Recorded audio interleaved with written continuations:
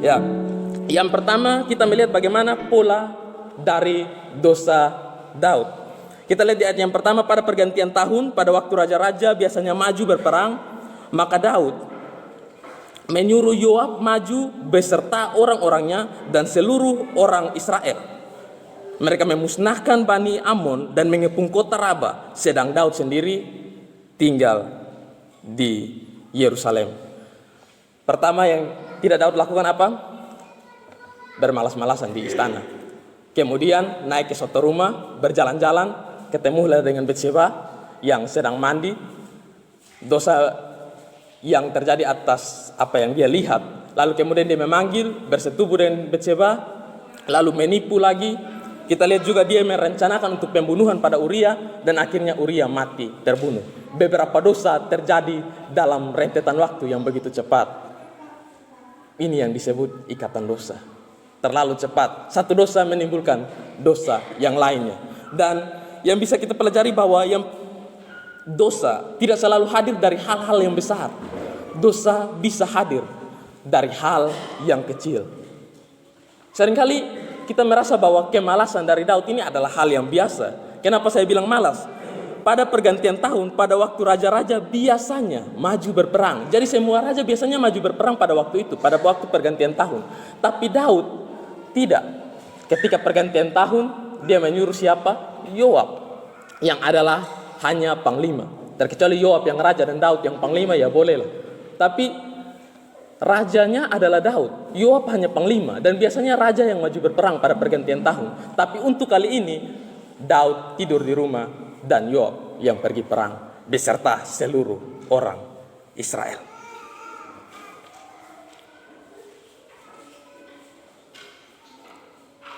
Andai kata Daud ikut berperang pada waktu itu, ada kemungkinan dosa ini tidak akan terjadi.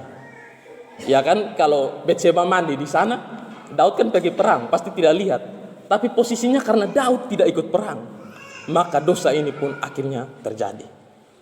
Dari hal kecil bagaimana tanggung jawabnya dia tidak lakukan, dia lalaikan, dia bermalas-malasan, yang kita anggap itu biasa saja, akhirnya menjadi suatu dosa besar. Dari hal kecil, hal yang sederhana.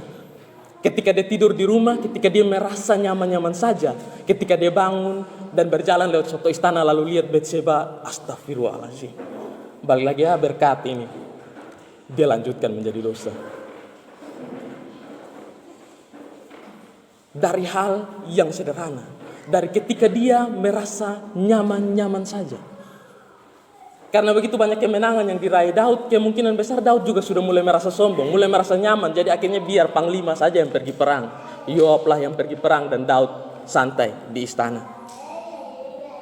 Dari hal yang kecil, Bapak Ibu, dari hal yang begitu sederhana, dosa bisa timbul.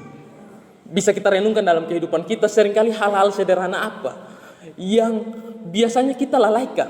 Tapi ingat bahwa hal-hal sederhana pun seringkali bisa menimbulkan dosa yang besar. Ya memang orang Kristen seperti itu.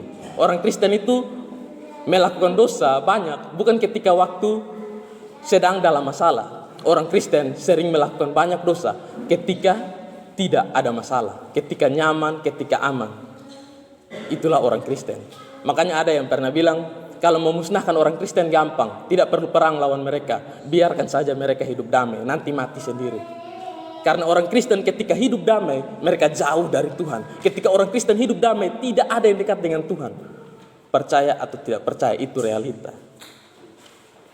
Jadi ketika Anda mau menghancurkan orang Kristen, tidak perlu perang lawan orang Kristen, biarkan saja mereka hidup damai, nanti juga tidak berdoa, nanti juga tidak lakukan firman Tuhan, akhirnya hancur sendiri. Dosa bisa hadir ketika kita aman saja. Kalau boleh bilang, perilaku kita itu, minta maaf tapi mirip monyet. Tahu monyet? Monyet ketika di atas pohon, angin kencang bagaimanapun saya yakin monyet tidak jatuh. Dia akan pegang kuat. Tapi ketika anginnya datang sepoi-sepoi, saat itulah monyet mulai mengantuk. Tiupan kedua, ketiga, keempat, monyet tumbang. Itu orang Kristen. Orang Kristen ketika ada masalah, pegang kuat di Tuhan. Pokoknya 1-2 menit mungkin masuk kembali kamar untuk berdoa. Itu orang Kristen. Tapi ketika tidak ada masalah, disitulah orang Kristen mengantuk dan jatuh. Kita seringkali melakukan dosa bukan pada saat masalah itu datang bertubi-tubi. Seringkali pada saat tidak ada masalah, disitulah orang Kristen jatuh. Dan kita belajar dari Daud bahwa ketika dia mulai merasa aman, merasa nyaman, tidur-tiduran di istana, disitulah dosa datang menghampiri. Begitu santai ketika orang-orang Israel bersama Yoab berkeringat di medan perang. Apa yang Daud lakukan? Berbaring. Kita lihat bahwa sekali peristiwa pada waktu petang ketika Daud bangun dari tempat pembaringannya, lalu berjalan di atas soto istana. Kita tahu soto adalah bagian atap rumah, kalau dalam rumah-rumah orang Israel itu kan bagian atasnya rata. Dan Daud berjalan dari sana. Dan mulailah lalu. Lalu pertama muncul satu dosa, lalu muncul lagi satu dosa, ditambah satu dosa, sampai yang pada akhirnya Uria pun dia bunuh. Hal yang memang tidak bisa kita ragukan bahwa inilah kehidupan kita. Bukan baru sekarang. Dari zaman Daud pun ketika dia merasa nyaman, disitulah dosa hadir. Dan sekarang pun seringkali seperti itu.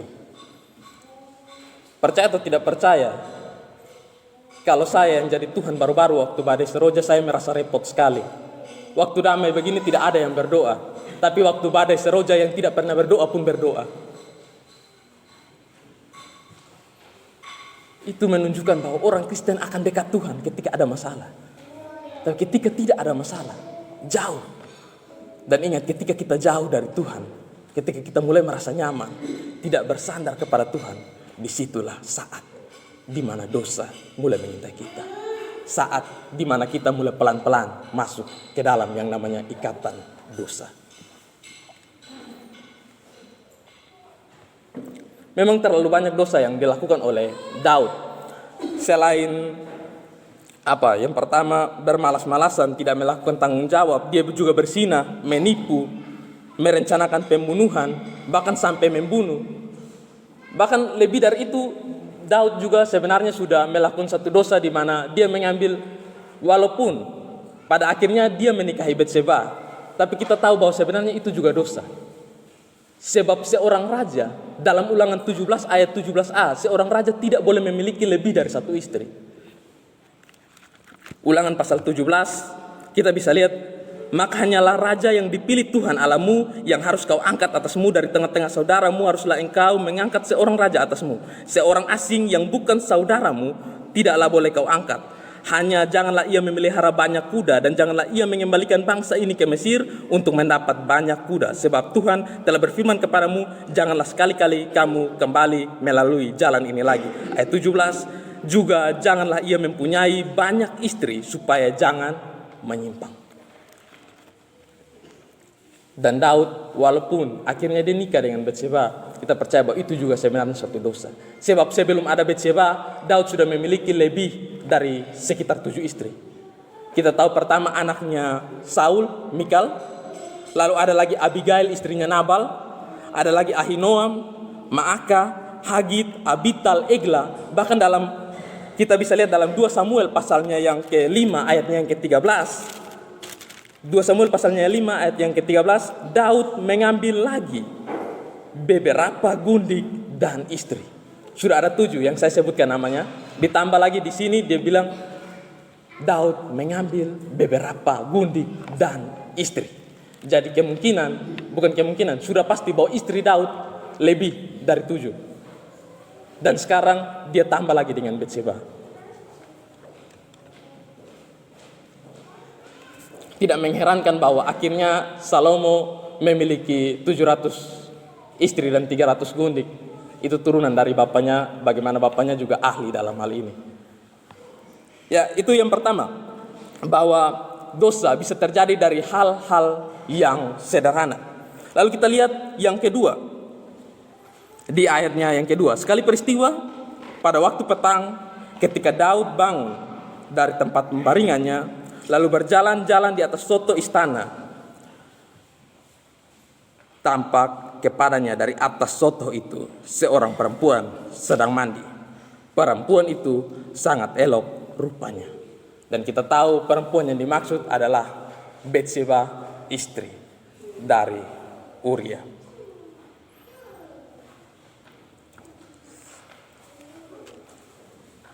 Seringkali ketika kita membaca bagian firman Tuhan ini, semua orang begitu menyalahkan Daud. Daud andai kata melakukan tugas tanggung jawab, mungkin tidak akan terjadi. Daud andai kata jaga mata, mungkin tidak akan terjadi. Tapi tidak adakah yang punya pemikiran bahwa Betseba juga punya andil dalam dosa ini? Andai kata Betseba mandi lihat-lihat tampan, mungkin ini dosa justru terjadi. Anda bayangkan dia mandi di sungai yang dia pasti juga sadar bahwa ketika dia mandi, orang bisa lihat dia dari soto istana. Dan istana itu bukan tempat yang sepi ya. Istana itu tempat yang ramai. Bukan hanya kemungkinan raja yang bisa lihat. Prajurit, panglima, banyak orang bisa lihat dari sana. Tapi perempuan ini mandi di tempat itu.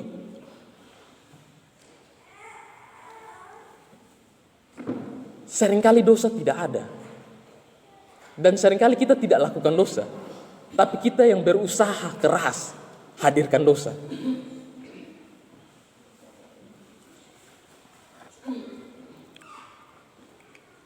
Andai kata Betseba tidak mandi di tempat itu, kita bisa berandai bahwa Daud tidak melihat. Kalau Daud tidak melihat, maka tidak akan terjadi Daud naik ke suatu rumah melihat lalu melakukan dosa, Uria terbunuh. Itu tidak akan terjadi andai kata Betseba tidak mandi di tempat itu. Tapi nyatanya Betseba mandi di sana, dan itu kelihatan oleh Daud.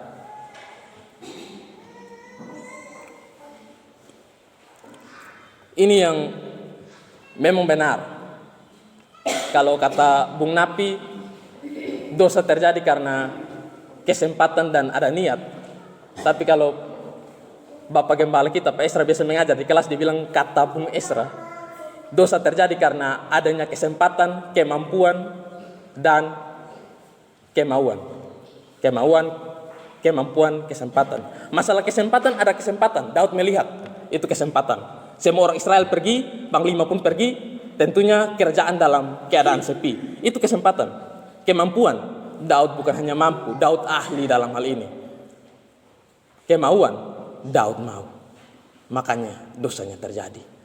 Ini berbeda dengan sikap Yusuf, di mana kita tahu bahwa kesempatan ada ketika dia dengan istri Potifar sendiri di rumah.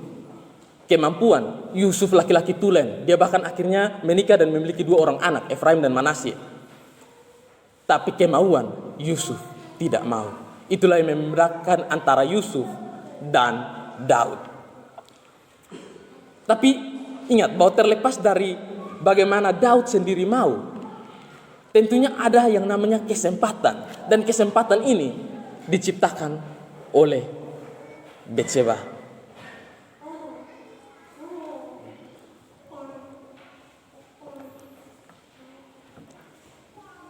Suatu ketika ada seorang perempuan Kristen, masih muda, cantik, badan oke, mulus lah istilahnya. Jalan tapi menggunakan baju yang sedikit seksi dan celana yang begitu pendek. Ketika dia jalan, kemudian bertemulah dia dengan 2 ibu-ibu muslim. Lalu ibu yang satu mulai korek dia punya kawan. Lihat dong, buntianak pun pakaian masih lebih rapi. Terus yang satu korek balik. Kosan apa-apa, kok memang dompun Tuhan juga atas kayu salib telanjang. Ada yang bilang Tuhan kita telanjang, ada yang bilang Tuhan kita seperti kolor hijau digantung di tali jemuran. Lalu ketika kita mendengarkan hal ini, seringkali kita langsung marah kepada orang yang mengatakan, hei kalian menghujat Tuhan. Kenapa kita marah kepada orang yang bereaksi? Kenapa tidak marah kepada orang yang beraksi terlebih dahulu? Reaksi dari 2 ibu muslim ini terjadi karena aksi yang dilakukan oleh anak nona tadi. Seringkali kita hanya memarahi atau merasa yang berdosa itu hanya yang bereaksi. Lalu bagaimana dengan yang melakukan aksi terlebih dahulu?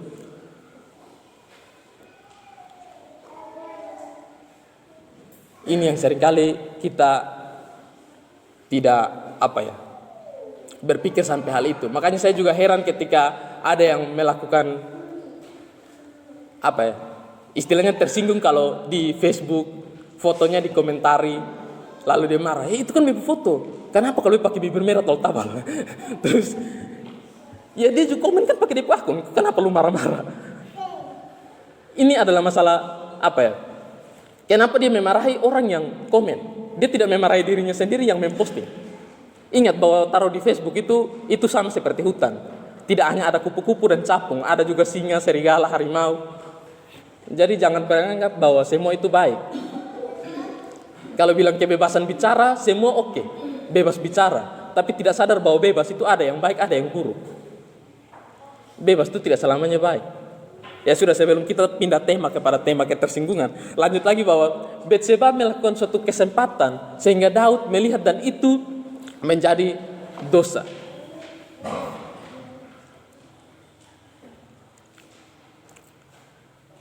Dalam 1 Korintus pasalnya yang 10 ayatnya yang ke-31 dan 32 bisa kita baca di sana. Aku menjawab, jika engkau makan atau jika engkau minum atau jika engkau melakukan sesuatu yang lain, lakukanlah semuanya itu untuk kemuliaan Allah. Janganlah kamu menimbulkan syak dalam hati orang. Ketika kita mau melakukan apapun, makan, minum atau melakukan hal yang lain, yang pertama ingat kemuliaan Allah, yang kedua jangan jadi syak bagi orang lain. Dan jadi syaknya yang seringkali kita lakukan. Kita tidak sadar bahwa ketika kita melakukan ini, orang melihat dan orang pun ikut lakukan. Ketika kita melakukan ini, orang lihat dan yang lain pun ikut lakukan. Dan ketika kita melakukan itu, ketika dosa terjadi karena itu sebenarnya yang namanya syak. Ketika orang menjadi marah atau melakukan dosa karena kita, itulah yang namanya syak. Dan inilah yang terjadi pada Batseba. Ketika Batseba pun melakukan, atau kita tahu bahwa dia mandi di pinggir sungai dan dilihat oleh Daud, dan akhirnya Daud pun melakukan dosa. Dari sini kita bisa belajar bahwa yang namanya dosa itu terlalu banyak. Bukan hanya ketika hal-hal sederhana terjadi, lalu kita mulai melakukan yang sederhana itu dan terus berlanjut kepada hal-hal yang besar. Dosa pun seringkali terjadi ketika kita tanpa sengaja ataupun dengan sengaja membuat sesama kita jatuh ke dalam dosa. Inilah yang disebut ikatan dosa. Dosa yang terjadi dari hari ke hari. Dan ini bukan hanya terjadi baru sekarang, dari dulu. Dan bukan hanya firman Tuhan ini tidak hanya relevan untuk zaman dulu, tapi juga sekarang. Bagaimana dosa bisa terjadi? Pertama, bisa terjadi dari hal-hal yang sederhana. Yang kedua, bisa juga terjadi entah dengan sengaja ataupun tanpa sengaja, menimbulkan syak bagi orang lain. Masalah dosa, ikatan-ikatan seperti inilah yang terjadi. Dan seringkali kita tahu bahwa upah dosa ialah maut. Lalu bagaimana kita lepas daripada maut? Banyak orang yang berkata dengan iman dan perbuatan baik kita mampu untuk masuk surga. Percaya atau tidak percaya, perbuatan baik kita tidak punya andil apapun untuk kita masuk ke dalam surga. Kalau ada orang yang pencuri, lalu dia pencuri habis itu uang dia bagi untuk di janda-janda, duda-duda, orang-orang yatim piatu. Polisi datang tangkap dia, kira-kira bagaimana? Pak polisi, memang beta pencuri, tapi Pak polisi harus tahu bahwa itu orang dompet yang kasih makan. Ada yang begitu? Tentunya tetap polisi tangkap dan penjarakan. Dan itu juga kita orang Kristen. Satu dosa kita lakukan, entah setelah itu Anda mau lakukan perbuatan baik sebanyak apapun, percaya ketika harinya Tuhan mau datang tangkap saja. Sebab perbuatan baik Anda tidak pernah menyelamatkan Anda. Hanya satu jalan, Yesus Kristus. Orang diselamatkan hanya karena iman. Itu yang Martin Luther mengatakan sola fide, hanya oleh iman, tidak ditambah dengan perbuatan baik. Seperti ilustrasi saya tadi bahwa perbuatan baik, tapi kalau habis itu melakukan kejahatan tetap ditangkap. Tidak ada bilang perbuatan baik jadi nanti dilepaskan, tidak. Sekali Anda berbuat salah tetap ditangkap. sekali, bukan apalagi yang kita yang lakukan banyak kali. Dalam Injil-Injil dikatakan bahwa jadilah sempurna sama seperti Bapamu yang di surga adalah sempurna. Masalahnya siapa yang sempurna?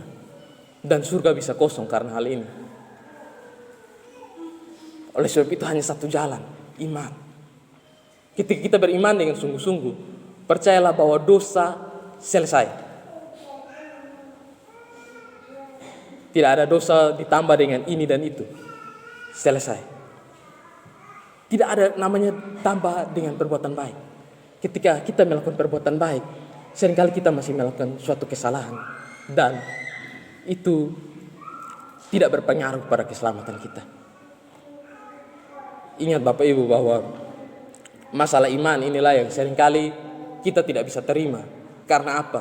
Kristen sangat berbeda dengan agama lain. Ketika agama-agama lain mengatakan bahwa untuk masuk surga harus beramal, untuk masuk surga harus berperilaku baik, hanya Kristen sendiri yang mengatakan untuk masuk surga hanya iman. Itulah mengapa dalam perspektif kita seringkali kita menolak. Saya tidak percaya bahwa masuk surga hanya iman, karena kita beda sendiri.